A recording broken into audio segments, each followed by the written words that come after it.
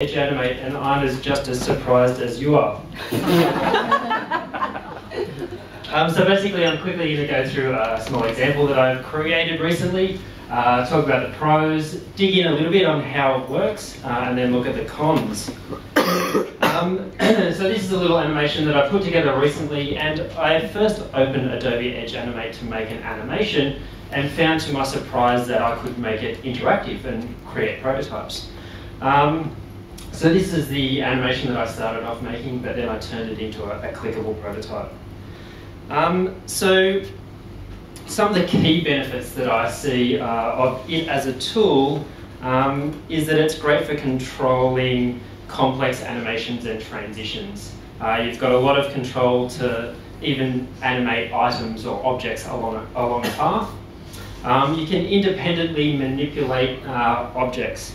So if I need to do a rollover of a button, I don't need to change the entire screen just to do that rollover, like I might need to do in InVision. And the output is native kind of HTML, JavaScript and images. It's always good to never bet against HTML because it always wins in the end. So let's dig into how it works a little bit. Everything that you do in the prototype is put onto a stage. The stage is kind of like an artboard in Sketch or Canvas in Photoshop. And in the properties panel up in the top left, you can define the size of the stage in both pixels or in percentages. And in the same way, anything that you put onto the stage can be sized and positioned in pixels or percentages, or any combination of either of those. And that kind of gives you the fundamental building blocks to create a fluid width prototype. Down in the timeline, that's where you can control the movement and transitions of objects. Adding keyframes allows you to control the properties of an object.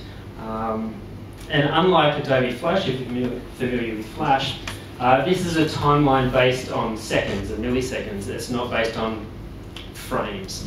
So that's kind of important when you're translating your prototype into production code. You can talk to developers in milliseconds rather than, oh, it's 7 frames played at 32 frames a second. So you can see here that I'm able to control the X and Y scaling of an object, and as well as the opacity, just by adding a series of keyframes. And so if I take you back up to the properties panel, you can see that I can add keyframes for all the different properties of an object. And remember, I can define those properties in both pixels and in percentages. So that allows you to create pretty complex transitions and interactions. And if you want to even further control, you can go a step further, and you can define the easing in and easing out of those particular transitions as well. But how do you make it interactive? So if we go back down to the timeline, I can add actions to any of the objects on the timeline, and I can add actions to any point in time along the timeline. And an action is triggered by an event, and there's a great set of events to choose from. So the standard kind of ones like on mouse over, on click, on scroll, but there's some not so obvious ones as well, like touch start, orientation change, and swipe left and right, which is great for sort of touch-sensitive prototypes or iPad-sensitive prototypes. So combining events and actions gives you a really powerful framework for creating complex interactions, which together can build up into really rich prototypes.